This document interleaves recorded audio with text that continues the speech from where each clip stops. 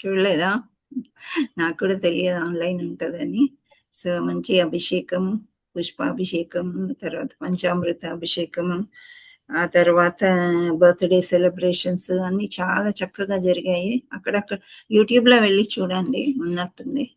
Okay. And నిన్న కూడా ప్రభువు అదే అంటున్నారనమాట. చైతన్య మహాప్రభు గురించి చెప్పినప్పుడు హిస్ గ్రేస్ వరదకృష్ణ ప్రభు అంటున్నారు. ఏమని అంటే, ఎవరైతే ప్రీచింగ్ చేస్తారో అంటే భగవంతుడు గురించి ఎక్కువ భగవంతుడు భగవద్గీతలో కూడా చెప్పారు కదా, అదే విధంగా చైతన్య మహాప్రభు కూడా ఎక్కువ ప్రీచ్ చేసిన వాళ్ళని చాలా ప్రియంగా చూస్తారు అని చెప్తున్నారు. సో మనకి ఇచ్చిన దాంట్లో ఏదో ఒక కళ మనకి ఇచ్చి ఉంటారు భగవంతుడు. నువ్వు ఇది చెయ్యి, ఇది చెయ్యి. కొందరు సేవ చేస్తారు, కొందరేమో పుస్తకాలు ఎక్కువ చదువుతారు, కొందరేమో లెసన్స్ చెప్పగలుగుతారు, కొందరు వేరే వాళ్ళని కన్విన్స్ చేసి భక్తుల్ని చేయగలుగుతారు, కొందరు ప్రసాదం ఉండగలుగుతారు. ఇలా ఏదో ఒక సేవలో నిమగ్నం అయ్యి ఎక్కువగా భక్తులకి తెచ్చినప్పుడే శ్రీ చైతన్య మహాప్రభు ఒక ఉద్యమం మనం అందరం కూడా సాధించినట్లు అవుతుంది. అండ్ మన గురువు కూడా అంటే శ్రీల ప్రభుపాదుల వారు and his grace Varadakrishna Prabhu and అందరూ కూడా ప్రీచింగ్ ఎక్కువ చేయమని చెప్తూ ఉన్నారు. ఓకే, ఇప్పుడు వచ్చేది సమ్మర్ హాలిడేస్, అందరికీ కూడా చాలా మటుకు పిల్లలు, స్టూడెంట్స్, ఎవ్రీవన్ కొంత ఫ్రీ టైం అనేది ఉంటుంది. భాగవతం క్లాసెస్లో, భగవద్గీత క్లాసెస్లో చేర్చడానికి మన ప్రయత్నం మనం చేద్దాం. ఓకే, సో శ్రీ శ్రీ శ్రీ రాధా మదన్ మోహన్ की जय, श्री जगन्नाथ बलदेव सुभद्रा माई की जय, चैतन्य नित्याय गौर प्रेमानंदे, हरि हरि बोल, हरे कृष्ण. సో మనం హరే కృష్ణ. యూట్యూబ్ లో దేమని కొట్టాలి మాతాజీ? ఉప్పు కూడా నందనవనం. ఓకే మరి. అది ప్రైవేట్ అని వచ్చిందమ్మా, తర్వాత నాకు తెలియలేదు. షార్ట్స్ లో మళ్ళీ వచ్చింది. గౌరంగవాణి అని కొట్టి చూడండి, వస్తుందేమో చూడండి, ట్రై చేయండి. రైట్. సో మనము శ్రీమద్ భాగవతం చర్చించుకుంటున్నాము. మనం ఎన్ని శ్లోకాలు కంప్లీట్ చేసాము? 2 శ్లోకాస్ కంప్లీట్ చేసాం కదా. హరే కృష్ణ. మీరందరూ మ్యూట్ లో ఉండడానికి ప్రయత్నం చేయండి. బబితా మాతాజీ, లక్ష్మీ జగదీష్ మాతాజీ, మీరు మ్యూట్ లో ఉండండి. మీరు మాట్లాడిన వెంటనే మళ్ళీ మ్యూట్ లోకి వెళ్ళండి. Okay, Hare Krishna. So concentration దాని మీద పెట్టండి. ఎందుకంటే మీరు మాట్లాడిన తర్వాత వదిలేస్తున్నారు. మీ ఇంట్లో సంభాషణ అంతా భాగవతం రికార్డింగ్ లో వస్తుంది. సో యూట్యూబ్ లో అందరూ వింటారు కదా. మనం ఇక్కడ సౌమ్యంగా ఉన్నా ఇంట్లో అంత సౌమ్యంగా ఉండం.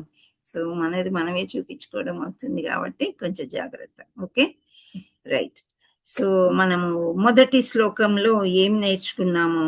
ఫస్ట్ శ్లోకాలో వ్యాస భగవానుడు ఏం చెప్పాడు అంటే, జస్ట్ ఫ్లాష్ బ్యాక్ వెళ్ళినట్లయితే, వ్యాస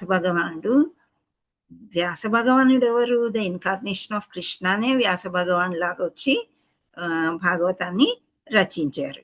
సో ఈ భాగవతాన్ని మనకి ఇచ్చారనమాట. ఆ వ్యాస భగవానుడు అయినప్పటికీ మళ్ళా కృష్ణకి బాగా గ్లోరిఫై చేస్తూ చాలా ప్రేయస్ చేస్తారు కదా. అంటే కృష్ణుడి యొక్క కీర్తి, షడైశ్వర్యాలు ఏంటి అనేది మనము తెలుసుకున్నాము మొదటి శ్లోకాలో. సో ఆ మొదటి శ్లోకాలో ముఖ్యమైన ఒక పదం అనేది నేర్చుకున్నాం, చాలా ఇంపార్టెంట్. ఏంటది? ఫస్ట్ శ్లోకాలో అది ఎప్పుడు గుర్తుపెట్టుకోవాలి, చెప్పండి. స్వతంత్రుడుగా స్వరాట్ అనే పదం శ్లోకంలో వచ్చింది. సో అది చాలా ఇంపార్టెంట్. ఎంత స్వతంత్రుడు అంటే, మనమేమో అనుకుంటాం మనం అన్నిట్లో మనకి స్వతంత్రం ఉంది, ఏదంటే అది చెయ్యవచ్చు అని. కానీ మనం చెయ్యలేని పనులు చాలా ఉంటాయి. కానీ భగవంతుడు ఏది తలుచుకున్నా స్వతంత్రుడు అన్నమాట ఆయన. అంటే అందరికంటే పెద్ద దేవుడు, దేవాది దేవుడు, అందరి దేవతల మీద ఆయనకే కంట్రోల్ ఉంటుంది. చాలా సర్వ స్వతంత్రుడు అని ఫస్ట్ దాంట్లో తెలుసుకున్నాం అని వ్యాస భగవానుడు కృష్ణ భగవాన్ని పొగుడుతూ ఉన్నారు. సో నెక్స్ట్ శ్లోకంలో మనం ఏం నేర్చుకున్నాం? అక్కడ కూడా ఒక ఇంపార్టెంట్ వర్డ్ ఉంది, శ్రవణం మాతాజీ. వెరీ గుడ్, హరి బోల్ మాతాజీ. శ్రవణం. సో భాగవతాన్ని శ్రవణం చేసిన అంతనే మనలో శుద్ధీకరణ జరిగి మనకి అర్థమవుతుంది అని చెప్తారు. సో భాగవతం ఎవరంటే వాళ్ళు చెప్పొచ్చా? ఎవరు చెప్పాలి? మనం గురువులు కొన్ని చెప్పాలి 4 మాతాజీ. గురువుల సరే. ప్రకారం గురు చెప్తారు. గురు పరంపరగా వచ్చే వాళ్ళతోనే గురు పరంపరలో వచ్చిన వాళ్ళతోనే మనం వినాలి. వినాలి. ఇక్కడ శ్రీల ప్రభుపాదుల వారు చాలా సార్లు చెప్పి ఉన్నారు. కొంత వ్యాపారం కోసము కూడా కొంతవరకు వాడుకుంటూ ఉంటారు ఈ స్టోరీస్ని వాటిని అని చెప్పేసి. సో ఇక్కడ నిన్న నేను అన్ని వీడియోస్ వింటూ ఉంటే అసలు ఈ కోర్స్ ఇస్కాన్లో చాలా కోర్సులు ఉంటాయి. అవన్నీ కూడా మనం చదువుకుని నెక్టర్ ఆఫ్ డివోషన్ అని పెద్ద పెద్ద పుస్తకాలు ఉంటాయి, వేదాలు ఉంటాయి. సో అవన్నీ చదువుతూ చదువుతూ పిహెచ్డి కూడా సంపాదించుకోవచ్చు అనమాట కొన్ని కోర్సులు చేసి. సో ఇప్పుడు ఎవరైనా చాలా ఎక్కువ చదివారు అనుకోండి, వాళ్ళతో సాంగత్యం చేయాలనిపిస్తుందా? అమ్మో వాళ్ళ దగ్గరికే వెళ్ళకూడదు, వాళ్ళు చదువుకున్న వాళ్ళు అనుకుంటారు. చేయాలనిపిస్తుంది మాతాజీ. సాంగత్యం చేయాలి, ఫ్రెండ్షిప్ చేయాలి అనిపిస్తుంది. నాలెడ్జ్ మొదట్లో గెయిన్ చేయొచ్చు. కొంచెం బెరుకుదనం అయితే ఉంటది. అమ్మో వాళ్ళు బాగా ఎక్కువ చదువుకున్నారు కదా. కానీ మనకి ఆ చదువులో ఇంట్రెస్ట్ ఉంటే, నేను కూడా భక్తి శాస్త్రి చెయ్యాలి, భక్తి వైభవ కొన్ని కోర్సులు ఉంటాయి. సో ఇవన్నీ చెయ్యాలి, నేను పాస్ అవ్వాలి అంటే ఈ మనం చదివే పుస్తకాల్లో మ్యాటరే అనమాట. ఒక పద్ధతి ప్రణాళిక ప్రకారం ఎగ్జామ్స్ ఉంటాయి. సో ఇలా అనుకున్నప్పుడు డెఫినెట్ గా ఒక టీచర్తో సాంగత్యం, ఒక గురువుతో సాంగత్యం చేస్తేనే మనకి నాలెడ్జ్ వస్తుంది, లేకపోతే రాదు కదా. అవునా కదా? ఎస్ మాతాజీ. సో బాగా చదువుకున్న వాళ్ళతోని మనం సాంగత్యం చెయ్యాలన్నమాట. అప్పుడప్పుడు అన్న పాదాభివందనం చేస్తూ వాళ్ళని కొన్ని ప్రశ్నలు అడగడం అవి చేస్తూ ఉండాలి అన్నమాట. సో అలా ఈ శ్రవణం చేసే అలాంటి వాళ్ళతోనే భాగవతం వినాలి, పరంపరలో ఉండే వాళ్ళతో. అంటే శ్రవణం ఎవరు చేస్తారు? అందరూ చెప్పలేరు కాబట్టి శ్రవణం చేయాలి. ఫస్ట్ ఈ భాగవతాలు అంటే ఎవరైతే భాగవతం చెప్తున్నారో వాళ్ళు ఎంతో శ్రవణం చేస్తే గానీ ఒక గంట చెప్పలేరు. చాలా వీడియోలు విని, వేరే ఆచార్యుల పాఠాలన్నీ విని, ఇంపార్టెంట్ పాయింట్స్ రాసుకుని అప్పుడే వాళ్ళు చెప్పగలుగుతారు అనమాట. కానీ కొందరు మనం చెప్పలేము అనుకునే వాళ్ళు ఇక్కడ 30 ఉన్నారు, ఒక 5, 6 చాలా బాగా చెప్తారు. 10 అనుకోవచ్చు, 15 అనుకోవచ్చు, కానీ మిగతా వాళ్ళు వింటారనమాట. సో ఆ శ్రవణం అనేది ఎంత ఇంపార్టెంట్ అనేది వ్యాస మహర్షి ఇక్కడ మనకి చెప్పారు. సో శ్రవణం చేస్తూ చేస్తూ ఉంటే మనం ఏమవుతుంది, ఇప్పుడు ఒకటేసారి చిన్నపిల్లలకి బిర్యానీ పెట్టం కదా, పెడతామా? పెట్టాం మాతాజీ.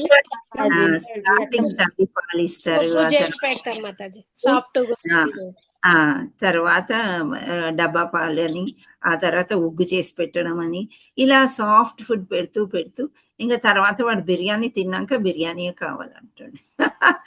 ఆ విధంగా నెమ్మదిగా మనము ఎలా అయితే అలా శ్రవణం చేస్తూ చేస్తూ ఉంటే ఏమవుతుందంటే లోపల ఎలాగైతే డైజెషన్ పెరుగుతుందో పిల్లల్లో, మనకు కూడా శుద్ధీకరణ అనేది జరుగుతుంది. శుద్ధీకరణ జరిగిందా జరగలేదు? ఇప్పుడు మనకి వెలుపల స్నానం చేశాం, అవును శరీరం నీట్గా ఉంది, బాహ్యంగా మంచి ఉతికిన బట్టలు వేసుకున్నాము, నైస్ స్మెల్ కూడా వస్తుంది, ఏదో సర్ఫ్దో ఏదో కంఫర్ట్దో ఏదో, అదంతా బాగుంది, కావాలంటే కొంచెం సెంట్ కూడా కొట్టుకుందాం, ఇదే ఓకే. కానీ లోపల శుద్ధీకరణ ఎలా జరుగుతుంది అంటే మన మాటల్ని బట్టి, మన ప్రవర్తన బట్టి. సో ఆచార్యులు ఎప్పుడైనా భాగవత కథలు, భగవద్గీత చదివినప్పుడు ఆచరించాలి. యద్యత్ ఆచరతి శ్రేష్ఠ. పెద్దవాళ్ళు ఏవైతే ఆచరిస్తారో వేరే వాళ్ళు కూడా సామాన్య మానవులు అదే ఆచరిస్తారు అని. సో ఎవరైతే ఆచరిస్తున్నారో వాళ్ళ ద్వారా మనం శ్రవణం చెయ్యాలి, చాలా ముఖ్యము అని చెప్తున్నారనమాట. అంటే మన ఆచార్యులు వేరే ఆచార్యుల్ని ఫాలో అవుతున్నారా లేదా మనకెలా తెలుస్తుంది? మీకు ఈ డౌట్ రాలేదా? నాకు వచ్చింది. మనకెలా తెలుస్తుంది ఆచార్యులు చాలా బాగా చెప్తున్నారని? అంటే ఫాలో అయితేనే అన్ని విషయాలు తెలుస్తాయి కదా మాతాజీ. పద్ధతులు ఎలా ఫాలో అవ్వాలి, ఎలా మనం ప్రే చేయాలి, ఎలా ఫాలో అవ్వాలి అన్ని తెలుస్తాయి.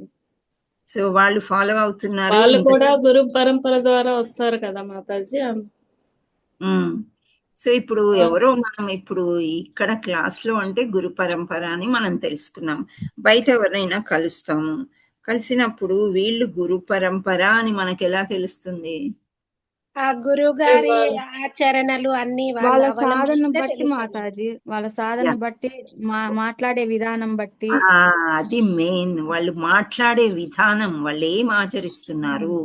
బయట మనకి ఇప్పుడు మనం నడవడిక. మీరు చూస్తున్నారు కదా, నామం పెట్టుకుని ఉంటాం మనం. ఇస్కాన్ వాళ్ళందరం కూడా సామాన్యంగా పెట్టుకోవడానికి ప్రయత్నం చేస్తూ ఉంటాం.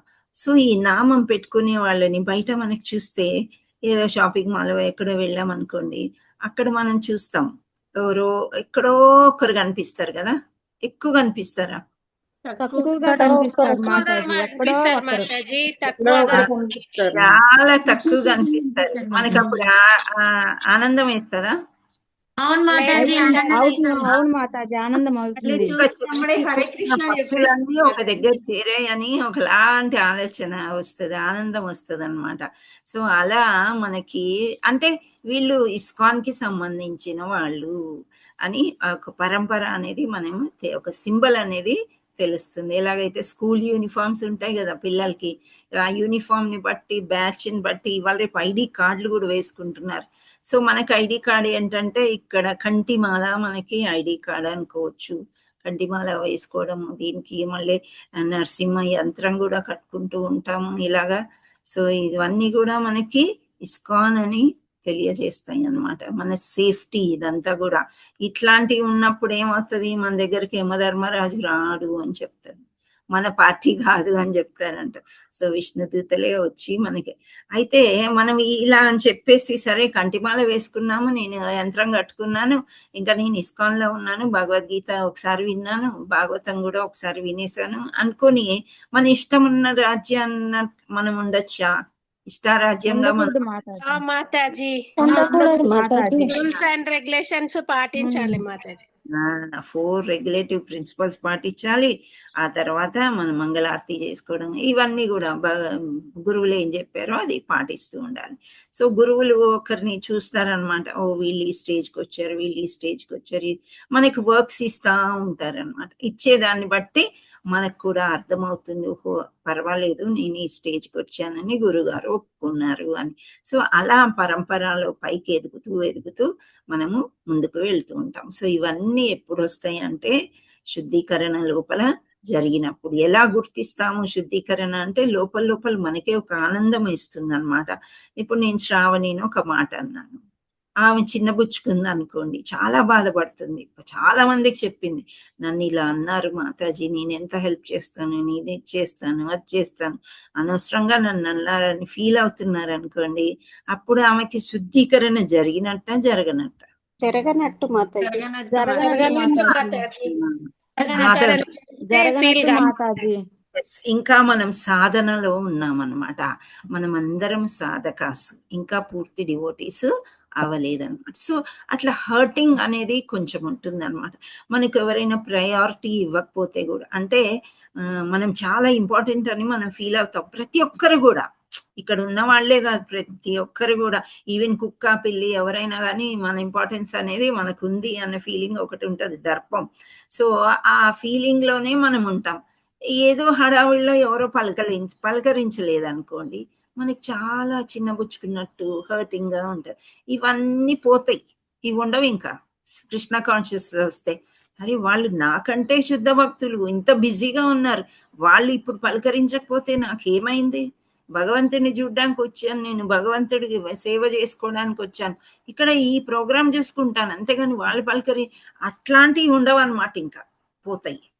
అవి కాకుండా ఇంద్రియాలు ఏదో ఒకటి అడుగుతూ ఉంటది, ఇంద్రియం ఇది తెచ్చి అది తెచ్చి అవి కొని, ఇవన్నీ కూడా తగ్గిపోతూ తగ్గిపోతూ ఉంటాయి. మనకి భగవంతుడు, గురువు, భక్తులు, డివోటీస్ ని ఇంకా ఎంత చేర్చాలి, ఏం చేస్తే మన గురువులు సంతోషిస్తారు, ఈ విధంగానే మనసు అనేది మారుతూ ఉంటుంది అనమాట. సో అందుచేత శ్రవణం అనేది చాలా చాలా ఇంపార్టెంట్. ఇప్పుడు ఈ లోకంలో కొంతమందికి చెవులు అనేవి వినిపించవు, మనకు తెలుసా? తెలుసు కదా, మనం మాతాజీ. చెవులు వినిపించని వాళ్ళకి వాళ్ళు శ్రవణం ఎలా చేస్తారు? చాలా కష్టం. సో భగవంతుడు మనకి చెవులు ఇచ్చాడు, వినికిడి శక్తిని ఇచ్చాడు, కాబట్టి దాన్ని మనం ఉపయోగించుకోవాలి అని 2వ శ్లోకంలో సుఖదేవ్ గోస్వామి అంటే వ్యాస మహర్షి చాలా బాగా వివరించారనమాట. సో ఇంకా 3వ దానికి వెళ్దాం మనము. ఇది బ్యాక్గ్రౌండ్ మనం నేర్చుకున్నది. ఎవరైనా అబ్సెంట్ అయిన వాళ్ళు ఉన్నారేమో అని కొంతవరకు రిపీట్ చేశాను. సో ఈ 3వది ఏమంటున్నారో చూద్దాం ఇక్కడ. ముఖం కరోతి వాచాలం పంగములంగైతే గిరిమిత్కృపాతమం వందే శ్రీ గురుదేవత పరమానంద మాధవం Shri Chaitanya ఈశ్వరం.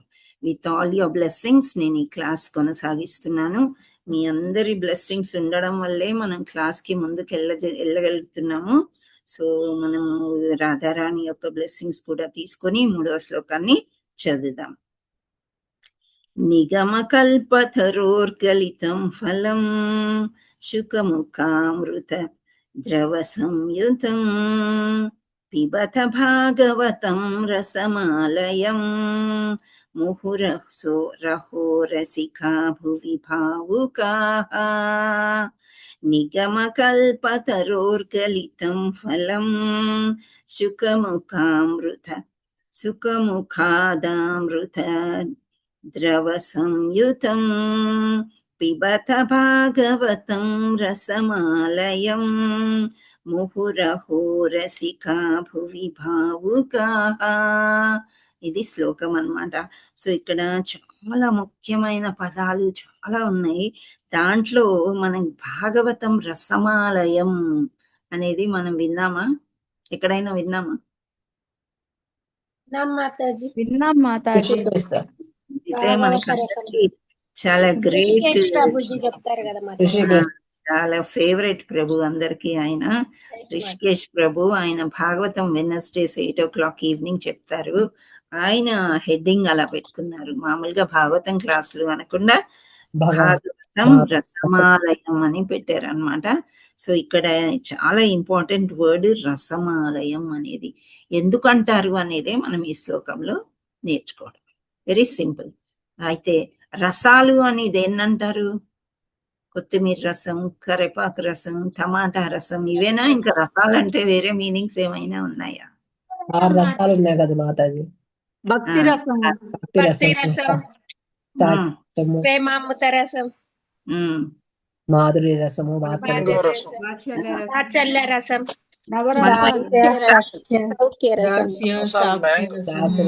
Okay, very nice. So మనం 5 రసాలు అయితే ఇంతవరకు చర్చించుకున్నాము. అయితే ఇక్కడ శ్లోకంలో ఇంకా ఎక్కువగా డీటెయిల్స్ గా వెళ్ళారు. అది మనం చూద్దాం. ఓకే, సో మనము శ్లోకం చదివిద్దాము. ఫస్ట్ ప్రతిపదార్థం చెప్పుకున్నాక శ్లోకానికి వెళ్దాం. నిగమ అంటే వేద శాస్త్రాలు. వేద శాస్త్రాలు చాలా ఉన్నాయా? ఏదో ఒక బుక్, చిన్న బుక్ లాగా ఉంటుందా? చాలా ఉంటాయి మాతాజీ. చాలా ఉంటాయి. చదవలేం కాబట్టే మనము మానవుడు ఎట్లాంటి వాడు అనేది కూడా, కలియుగంలో మానవుడు ఎలాంటి వాడు అనేది మనకి ముందుకి మనకి భాగవతంలో తెలుస్తుంది. సో మనము ఆ వేద శాస్త్రాలన్నీ చదవలేం కాబట్టి ఒక చిన్న సమరీ లాగా భగవద్గీతని ఇచ్చారు. అది అర్థం చేసుకున్నావు కదా, ఇప్పుడు భాగవతం చదువు అని చెప్తున్నారు. సో నిగమ అంటే నిగమా కల్పతరోర్గలితం ఫలం అంటే, తరో అంటే చెట్టు అని మనం చదువుకున్నాం. తరోరివ. ఓకే, సహిష్ణున, చెట్టుకున్నంత ఓర్పు మనకు ఉండాలి అని చెప్తారు. సో ఇక్కడ నిగమ కల్పతరో, కల్పవృక్షం అంటే ఏంటి? కల్పవృక్షం అంటారు కదా. కల్పవృక్షం అంటే కోరికలు తీర్చు, ఏది కావాలంటే అది ఇస్తుంది. అక్షయ పాత్ర అంటే ఏంటి? కోరికలు తీర్చేదే మాతాజీ. పాత్ర అంటే నువ్వు ఎంత తిన్నా ఊరుతూ ఉంటది, అందులో అన్నం వస్తానే ఉంటది అనమాట. అది అక్షయం. క్షయము లేనిది అక్షయము. మనం ఎంత చదివినా ఏమి చేసినా ఇంకా చదవాలి అనిపిస్తుంది. మ్యాటర్ వస్తూనే ఉంటది. ఇది అక్షయం అంటే క్షయము లేన, కరగదనమాట. ఓకే, ఊరుతానే ఉంటది. తరు అంటే కల్పతరు అంటే మన కోరికలన్నీ తీర్చే వృక్షం అంట. సో కల్పతరో అంటే కల్పవృక్షం. గలితం అంటే పూర్తిగా పక్వమును ఉందిన. ఫలం అంటే ఫలం. సో పక్వానికి వచ్చిన ఫలం అన్నమాట. మనం కచ్చి కాయలన్నీ ఈ రోజుల్లో మనకి ఎలా ఉంటుందంటే, మార్కెట్ అంతా కచ్చి కాయలు తెంపి రవాణా చేస్తూ ఉన్నారు. అవి ఇక్కడికి వచ్చేసరికి ఎండకి పండి ఏదో అంత టేస్ట్గా అనిపించవు. కానీ పూర్తిగా చెట్టుకే పక్వానికి వచ్చే ఫలం ఎలా ఉంటుందో అలాంటి పండు కల్పవృక్షానికి, వేదాలు అనే వృక్షానికి వస్తుంది అని చెప్తున్నారు. శుక శ్రీమద్ భాగవత ఆది వ్యాక్త అయిన శ్రీల శుకదేవ గోస్వామి. సో శుక అనే పేరు ఎందుకు వచ్చింది అని మనం ఇంతకుముందు డిస్కస్ చేశాము. సో శుక అంటే ఎవరు అంటే శ్రీమద్ భాగవతం ముందుగా ఫస్ట్ చెప్పినటువంటి వారు శ్రీల శుకదేవ గోస్వామి. ముఖాత్ అంటే ముఖము నుండి, అమృత అమృతము, ద్రవ అంటే సులభముగా ఆస్వాదనీయము. సో ద్రవ పదార్థము అంటే ఏంటి అంటే ఒక పదార్థం అన్నమాట. ఇప్పుడు ద్రవ పదార్థంని ఆపోజిట్ ఏమన్నా చెప్పగలరా మీరు? ఘన పదార్థం. మాతాజీ. ఘన పదార్థం మనం గిన్నెలో పెట్టామనుకోండి అట్లాగే ఉంటదా? ఎక్కడి నుంచి పారుతుంటదా, కారిపోద్దా? అట్లనే ఉంటది మాతాజీ. అలాగే ఉంటది మాతాజీ. ఏదైనా రసం లాంటిది ఎలా ఉంటదంటే ప్రవహిస్తది. నీళ్లు తీసుకున్నాం, నీళ్ళకు ఒక పాత్ర అవసరం కదా. అదే ఈ పుస్తకానికి ఒక పాత్ర అట్లాంటిది ఏం అవసరం లేదు, ఎక్కడ పెడితే అక్కడే ఉంటది. కానీ నీళ్ళకి ఒక గ్లాసు, ఒక టంబ్లర్ ఏదో ఒకటి అవసరం. దాన్ని ద్రవ పదార్థము అని అంటారు. ఆయిల్ అని, నీళ్ళని, ఏదో ఒక సమ్ లిక్విడ్ అన్నమాట. సో అది ద్రవ పదార్థం. సో ద్రవ పదార్థాలు ఇప్పుడు మనకి బాగా ఓల్డేజ్ వచ్చేసింది అనుకోండి, ఘన పదార్థాలకి బదులు ద్రవ పదార్థం, జ్వరం వచ్చింది అనుకోండి చిన్నపిల్లలకి, ఇంతకుముందు కూడా మనం చెప్పుకున్నాము లిక్విడేట్ అంటే చాలా పల్చగా ఉండేవి, డైజెషన్ కి మంచిది అని. సో ఇది చాలా, ఈ అమృతం ఎలాంటిది అంటే శుకదేవ్ గోస్వామి ఇచ్చే అమృతము సులభముగా ఆస్వాదనీయము. ఒక ఫ్రూట్ తింటారా అని ఎవరినైనా అడిగితే కొంచెం బద్ధకం వేస్తుంది, ఆ తొక్క తీసుకోవాలి, గింజలు తీయాలి. అదే జ్యూస్ ఇస్తే ఎలా ఉంటది? తాగేస్తాం తొందరగా. మాతాజీ తాగేసేయచ్చు గుటగుట అని. కలుపుకోవడం లేదా తేనె కలుపుకొని దాన్ని ఆస్వాదిస్తాం కదా. జ్యూస్ అంటే చెరుకు రసం కొరుక్కొని తినాలంటే అది వేరే ఎంజాయ్మెంట్. కానీ ఒక గ్లాస్ చెరుకు రసం ఎవరన్నా ఈ సమ్మర్ లో ఇచ్చారనుకోండి ఎలా ఉంటది? ఆనందంగా ఉంటుంది మాతాజీ, ఆనందంగా. అన్నమాట. ద్రవ అంటే సులభంగా ఆస్వాదనీయము. సంయుతం అంటే సర్వ విధముల పరిపూర్ణమైనది. పిబత అంటే ఆస్వాదింపుడు. భాగవతం శ్రీకృష్ణ భగవానుతో జీవునకు గల నిత్యమైన సంబంధాన్ని గూర్చి తెలుపడి గ్రంథము. రసం అంటే రుచిగల రసం. ఆలయం అంటే ముక్తి పర్యంతరము లేదా ముక్త స్థితి అందు కూడా. ముహు ఎల్లప్పుడు, అహో ఓ రసిక రసభావములందు పూర్ణ జ్ఞానము కలవారు. భువి అంటే ఈ భువి అందు. బావుకాహ నిష్ణాతులు అంటే మేధా సంపన్నులు.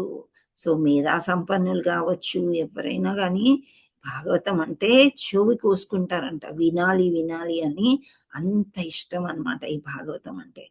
అయితే శుకదేవ గోస్వామి భాగవతం ఎవరికి చెప్పమంటారు? పరీక్షిత్ మహారాజ్కి చెప్పమంటారు. దేవతలందరూ వస్తారంట, వచ్చి మాకు చెప్పండి మాకు చెప్పండి, మేము అర్థం చేసుకొని కావాలంటే ఆయన ప్రాణం పోస్తాం, ఆయన ప్రాణం ఈ వారం రోజుల్లో వెళ్లకుండా చూస్తామని అంటారంట. అంటే అప్పుడు శుకదేవ్ గోస్వామి లేదు లేదు, the most eligible candidate is Parikshit Maharaj అని అంటారంట.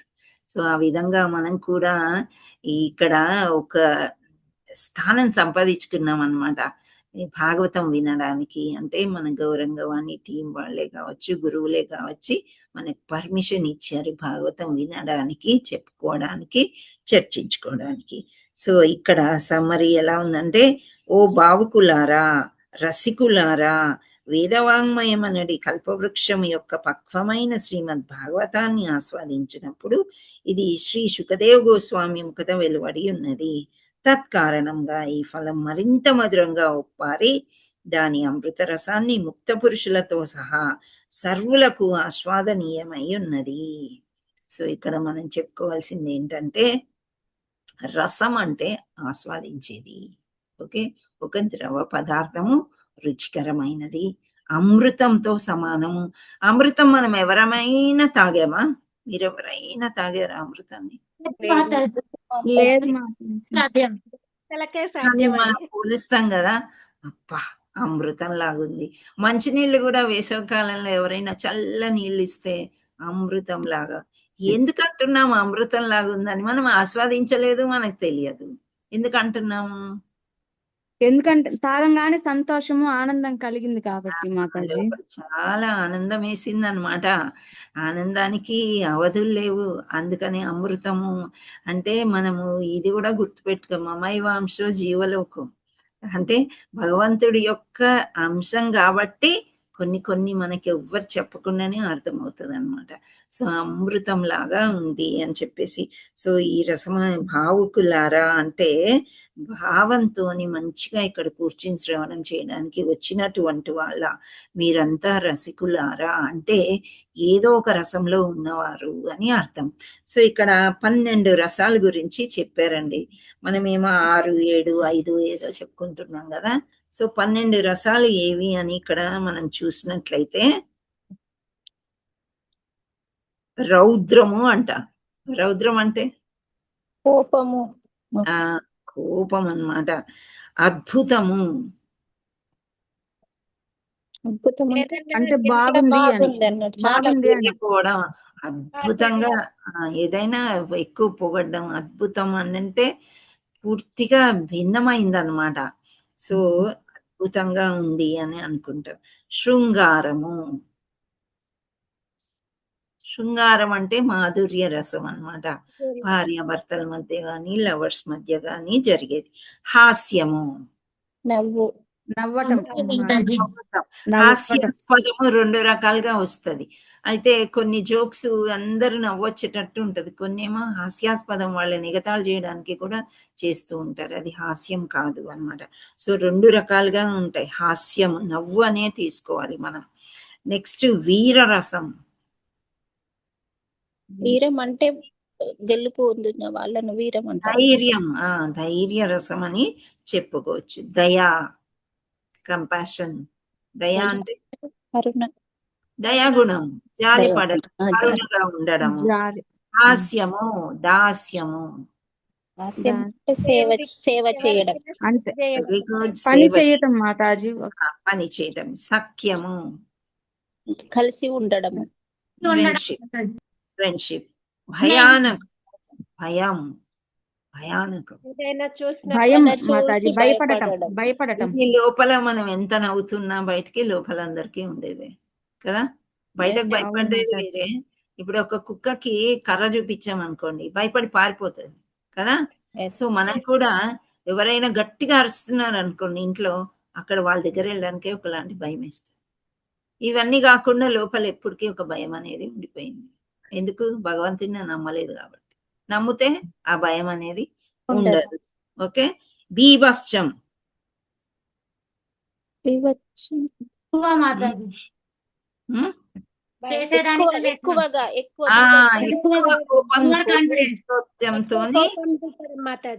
బీభత్సాన్ని సృష్టించడం, ప్రళయం సృష్టించడం అన్నమాట.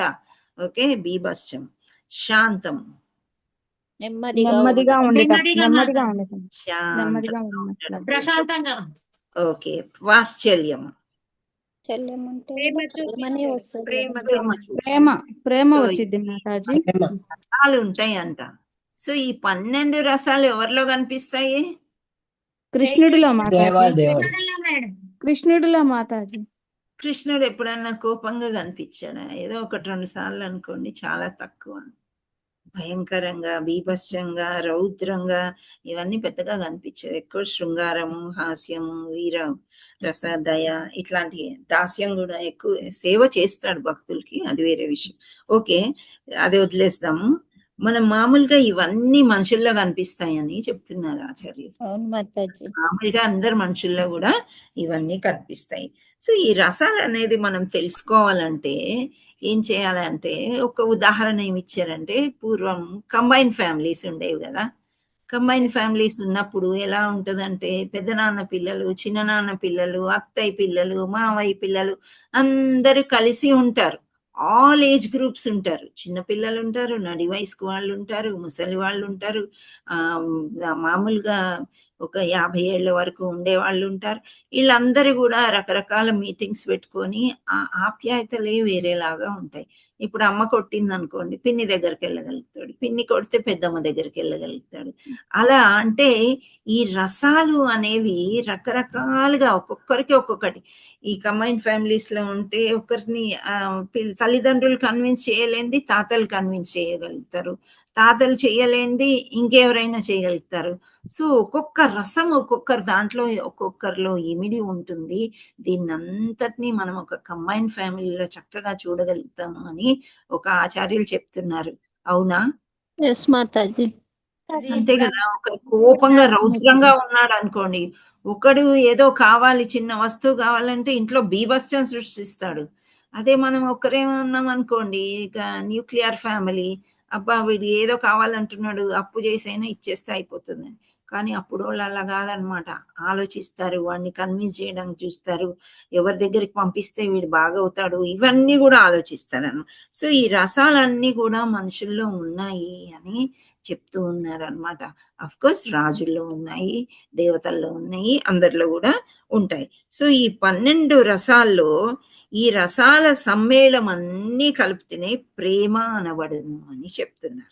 ఎందుకు ఇక్కడ ఈ చిన్న ప్రాబ్లమ్ వస్తే కూడా కంబైన్డ్ ఫ్యామిలీలో ఏదో సాల్వ్ చేసుకోవడానికి, అందరం కలిసి ఉండడానికి అప్పుడు అయితే ఇలా ఉండేది కాదు. నువ్వు పోట్లాడావు కదా, నేను నా భార్యను తీసుకొని, నా పిల్లని తీసుకొని బయటికి వెళ్ళిపోతాను. అలాంటి ఆలోచన కూడా అసలు ఉండేది కాదు. అది మళ్ళీ ఒక ఉదాహరణ ఏమిస్తున్నారంటే, మనం సిటీస్‌లో అయితే పక్కన ఇంట్లో ఏం జరుగుతుందో కూడా మనకు తెలియదు. ఈవెన్ అపార్ట్మెంట్స్‌లో కూడా మన పక్కన అపార్ట్మెంట్‌లో ఏం జరుగుతుందో కూడా మనం సామాన్యంగా పట్టించుకోం. మన బిజీ లైఫ్‌లో మనం ఉంటాము. ఎందుకని? ఎందుకు మనదే మనకెక్కువ, ఇంకా వేరే వాళ్ళది. అదే పల్లెటూరులో అయితే ఎలా ఉంటారు? మామూలుగా పల్లెటూరులో పేర్లు పెట్టి పిలుచుకోరు. పిన్ని, బాబాయ్, అక్క, చెల్లి, మామ, బామ్మగారు, లేపోతే తాతయ్య ఇలా అనుకునే వాళ్ళకి చుట్టరికం తొందరగా కలిపేసుకుంటారనమాట. పల్లెటూరులో ఎలా ఉంటారంటే అందరూ బాగా కలిసి ఉంటారు.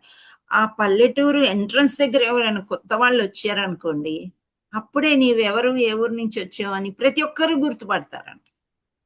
కానీ మనము మన అపార్ట్మెంట్‌లోంచి కిందకి వెళ్తే నువ్వు ఏ ఫ్లోరు అని కూడా అడిగే క్వెషన్ ఉంది.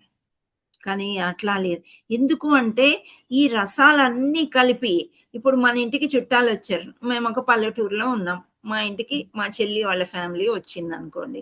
సో, వీళ్ళందరూ కూడా ఊరు వాళ్ళందరికీ పరిచయమే. పరిచయం అయిపోతారు. వాళ్ళొచ్చేస్తారు. ఓహ్! మీ చెల్లొచ్చిందా? మీకు చెల్లయితే మాకు చెల్లి. మీరివాళ వంట చేయకండి. మేమివి ఇస్తాం, అవి ఇస్తాం. ఎంతో ఆదరిస్తారనమాట.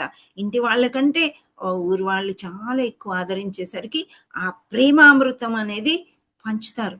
ఇంకా వాళ్ళు వెళ్ళిపోయేటప్పుడు ఉంటది చూడండి, ఈ ప్రేమను వదిలి వెళ్ళలేరింకా. అంత పెద్ద సెండ్ ఆఫ్ ఉంటదనమాట. మనం ఏం చేస్తాం, క్వైట్‌గా కార్‌లోకి లగేజ్ ఎక్కిచ్చేసి ఎప్పుడు వెళ్ళిపోతారో, ఎప్పుడు యూఎస్ నుంచి వచ్చినా, యూకే నుంచి వచ్చినా ఎవరికీ ఏమీ తెలీదనమాట. సిటీలో ఆ లైఫ్ అట్లా ఉంటది. కానీ పల్లెటూరులో లైఫ్ ఇంత రసభరితంగా ఉంటుంది అని చెప్తున్నారు. బావుంది గదా! ఈ కంపారిజను. ఒక ఆచార్యులు చౌపాటి బాంబే నుండి ఇది ఎక్స్‌ప్లెయిన్ చేసేటప్పుడు చెప్పారు. సరే నేను కోట్ చేసుకున్నాను. అందరికి చెప్తే కూడా బావుంటది గదా! సో, అట్లాంటి లైఫ్‌ని మనం పోగొట్టేసుకున్నాం పూర్తిగా. ఎందుకు పోగొట్టుకున్నాం అనేది ఒక రీజన్ లేదు. మన తాత ముత్తాతలు ఏదో డబ్బులు కష్టమైందో, ఏమైందో సిటీస్‌కొచ్చారు, ఇక్కడ సెటిల్ అయిపోయారు. సో, ఇదే బాగుంది. ఈ లైఫే బాగుంది. ఇంకా మనం ఇది కాకుండా మా పిల్లల్ని గూడా ఇంకా విదేశాలకెళ్ళిపోయి, అక్కడ వాళ్ళు సెటిల్ అయ్యి, ఇవన్నీ ఏంటి అంటే ఒక పెద్ద కన్‌ఫ్యూజన్ తప్ప ఏం లేదు. కానీ రసం, ఆ ప్రేమ అనేది అక్కడుంటుంది, ఇక్కడుంటుంది అని ఈ ఉదాహరణలు మన వాళ్ళు చెప్పారనమాట. సో, ఈ రసాలన్నీ సమ్మేళమే. మనం 12 రసాలు చెప్పుకున్నాం. అయితే భరతనాట్యం, కూచిపూడి నాట్యాలు మీకు తెలుసా? వినుంటారు గదా! తెలుసు మాతాజీ. మీరు గూడా దాంట్లో ఈ రసాలు, భావాలు ముఖంలో చూపిస్తారు. గమనించుంటారు మీరు కూడా. ఓకే. సో, ఇలా ఈ 12 రసాల యొక్క భావాలు, ఈ యొక్క సమ్మేళనమే ప్రేమ అనబడును. ఆ ప్రేమ అనేది ఎక్కడుంటుంది అంటే, నైస్ కంబైన్డ్ ఫ్యామిలీలో గాని, లేకపోతే ఒక పల్లెటూరులో గాని ఈ విధంగా ఉంటది అని చెప్తున్నారు. ఒక్కొక్కప్పుడు మనం ఇక్కడ సిటీలో ఏమీ లేదని కూడా చెప్పలేము. కొన్ని అపార్ట్మెంట్స్ ఉంటాయి. వాళ్ళు చాలా చక్కగా ప్రెసిడెంట్, సెక్రటరీ అని ఎన్నుకుంటారు. అందరూ కలిసి ఉంటారు. కానీ మనకి సామాన్యంగా ఏమంటామంటే శక్తి తగ్గిపోయింది. ఒక నలుగురు వస్తున్నారంటే కూడా వంట చేసే శక్తి మనకి లేదు ఈ మధ్య కాలంలో. అలా అలవాటైపోయిందనమాట మనకి. అప్పుడు వాళ్ళు 10 మంది వస్తున్నారంటే కూడా నలుగురు చేరి, వచ్చిన వాళ్ళు కూడా చేరి, అది ఈ భక్తిలో ఉంటుంది. డివోటీస్ వచ్చారనుకోండి, మనం ఏమీ చెయ్యక్కర్లేదు. వాళ్ళు మనము కలిసి చేసుకొని తిని ఆస్వాదించవచ్చు. సో అది భక్తిలో ఉంటుంది. అంటే ఇవన్నీ రసాలన్నీ కలిపి ఆ ప్రేమ అనే రసాన్ని ప్రాథమికంగా అటువంటి ప్రేమ లక్షణాలు అర్చనము, దాస్యము, సఖ్యము, వాత్సల్యము, మధుర ప్రేమగా వ్యక్తమగుచుండును. మనం ఇంతకుముందు 5 చెప్పుకున్నాం కదా. 5 ఎప్పుడు చెప్పుకుంటూనే ఉన్నాం. వాత్సల్య ప్రేమ, సఖ్య ప్రేమ, తర్వాత ఇంకా ఇవి మధుర ప్రేమ, దాస్యము, అర్చనం, ఇవన్నీ ఈ 5 లేనప్పుడు ప్రేమ భావము రౌద్రంగా, అద్భుతంగా, హాస్యంగా, వీరరసంగా, భయానకంగా, బీభత్సంగా, అది ఇతర రసాల రూపంలో పరోక్షంగా వ్యక్తమగును అని చెప్తున్నారన్నమాట. సో మనము కోపాన్ని ఎంతో అణిచిపెట్టుకోవాలి అని మనం అనుకుంటాం. కానీ ఆ ఎదుటి వ్యక్తిని పూర్తిగా క్షమించినప్పుడు ఆ కోపం అనేది మటుమాయం అయిపోతుంది.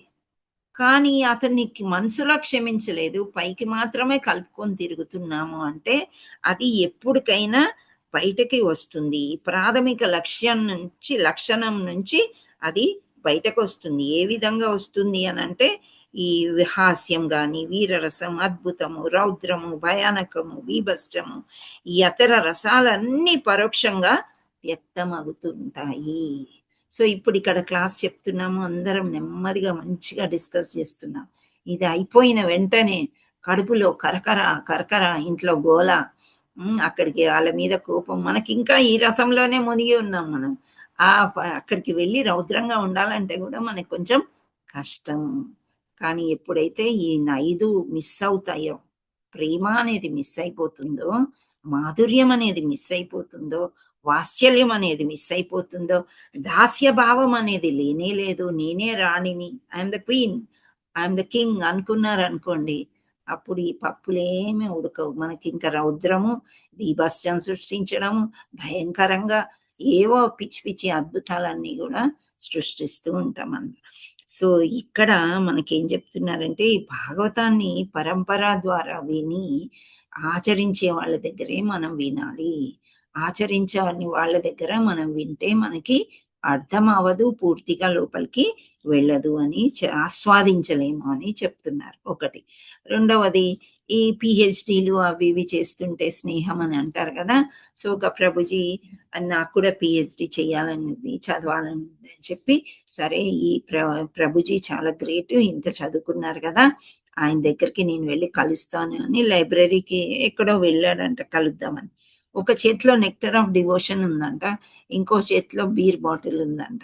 మరి ఆయన ఎందుకు చదువుతున్నారు నెక్టర్ ఆఫ్ డివోషన్ అని మనం క్వశ్చన్ వేస్తే ఏం ఆన్సర్ వస్తుంది మనకి? హరే కృష్ణ, నిజంగా జరిగిందని చెప్తున్నారు. అంటే అందరికి చూడడానికి చదువుతున్నట్టుంది మాతాజీ. డిగ్రీ కోసం చదువుతున్నాడు. పిహెచ్డి అంటే డాక్టరేట్. ఇప్పుడు నేను పిహెచ్డి చేశాను అనుకోండి, డాక్టర్ పద్మావతి, డాక్టర్ పరిపూర్ణ పద్మావతి అలా అంటారు. ఇనిషియేషన్ తీసుకున్నా కాబట్టి పరిపూర్ణ అని అంటారు. సో అలా ఇప్పుడు ఇందులో ఆ దానికోసం అన్నమాట ఆయన, ఆ గ్రేట్నెస్ కోసం, ఐ విల్ బికమ్ గ్రేట్. ఆ తర్వాత ఫలానా డాక్టరేట్ అయిన తర్వాత కొన్ని క్లాసులు తీసుకుంటే దే విల్ చార్జ్. ఇప్పుడు మనం ఏమి ఇక్కడ చర్చించుకోవడానికి మీరేమైనా డబ్బులు కట్టారా?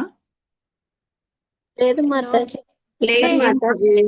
లేదు లేదు మాతాజీ. లేదు మా సో ఇక్కడ మాకు కూడా ఏమి జీతాలు తీసుకోవడం అట్లాంటివి ఏమి ఉండవు మన ఇస్కాన్ లో. మనం ఏంటి, డివోటీస్ ని ఎక్కువ చేయడం, భక్తిలో తీసుకురావడమే చేస్తున్నాం. అట్లా చేసిన దాంట్లోనే చదివి అక్కడే శ్రవణం చెయ్యాలి. కానీ ఇలా కమర్షియల్ గా ఉండే వాళ్ళు కొందరు చేస్తూ ఉంటారు. ఒక్క లెక్చర్ కి మీరు షార్ట్స్ చూడండి, అక్కడక్కడ మీకు కనిపిస్తాయి. ఒక్క పండాలు వేసి 1 లక్ష 2 లక్షల జనానికి ప్రవచనం ఇవ్వడానికి ₹1 కోటి, 2 కోట్లు, 3 కోట్లు అలా తీసుకునే వాళ్ళు కూడా ఉంటారు. మనం చెప్పుకునేది అక్కడ కూడా మనకుండే డౌట్లే అక్కడ వాళ్ళ జనానికి వస్తాయి. సో అది చూడండి, అది ఏమంటే ఆ డబ్బులన్నీ నేను మళ్ళీ వీళ్ళకే ఇస్తున్నాను కదా, గోశాలకు పెడుతున్నాను అది ఇది అని అంటారు. మన దగ్గర కూడా కొన్ని కోర్సెస్ ఉంటాయి, కానీ నామినల్ ఫీ తీసుకుని వాళ్ళు ఎవరంటే సన్యాసులు, జాబ్ ఏమి ఉండదు కదా వాళ్ళకి, వాళ్ళ ఆహారం కోసం అన్నదానం కోసం గుడి నడిపించడం, గుడి కట్టడానికి ఉపయోగిస్తూ ఉంటారు అన్నమాట. సో ఈ విధంగా మనము ఎప్పుడైనా గురువుని ఎంచుకునేటప్పుడు జాగ్రత్తగా చూసి పరంపరలో ఉన్నారా లేదా, వీళ్ళ గురువులు ఎవరు, వీళ్ళ గ్రూప్ ఏంటి, బాగా గమనించి మనం గురువుని తీసుకోవాలి అని ఇక్కడ చెప్తున్నారనమాట. అదే అన్ని కలిపితేనే ఈ 5 కలిపితే ఈ 12 కలిస్తే ప్రేమరసం అవుతుంది. ఈ 5 ఎప్పుడైతే మిస్ అవుతాయో, 5 రసాలు అని చెప్పుకున్నాం కదా, అప్పుడు ఈ రౌద్రము ఇవన్నీ కూడా వెలుపలికి వచ్చి పరోక్షంగా ఎక్కడో ఒక దగ్గర ప్రేమ భావనము, రౌద్రము, అద్భుతము, హాస్యము, వీరం, భయానకం, బీభత్సం అని ఇతర రసాలు రూపమును పరోక్షంగా వ్యక్తమవుచుండును. ఉదాహరణకు ఒక పురుషుడు స్త్రీలో ప్రేమ భావం నిలిచినచో వారి నడుమగల రసభావాన్ని శృంగారం అంటారు. కానీ వారి ప్రేమ విఫలమైనచో అద్భుతము, బీభత్సము లేక భయానక రసాలు ఉత్పన్నమగు అవకాశం కలుగుతుంది. సో ఇక్కడ మనం బాగా వింటూనే ఉన్నాం కదా, నిర్భయ యాక్ట్స్ అని అవి ఇవి. ఒక అమ్మాయి అబ్బాయి కలిసి తిరిగారు అనుకోండి, ఆ వాళ్ళల్లో ఏదో మనస్పర్ధలు వచ్చాయి, కానీ ఇక్కడ యాసిడ్ పోసేయడము, చంపేయటము, నరికేయటము, పొడిచేయటము వరకు కూడా వెళ్ళిపోతున్నారు. ఏమైపోయింది అక్కడ? శృంగార రసం మరుగున పడిపోయి లోపలుండే బీభత్సం అంతా కూడా వెలుపలికి వస్తుంది అని చెప్తున్నారు. సో ఈ భయానక రసాలు ఉత్పన్నమగు అవకాశము కలదు.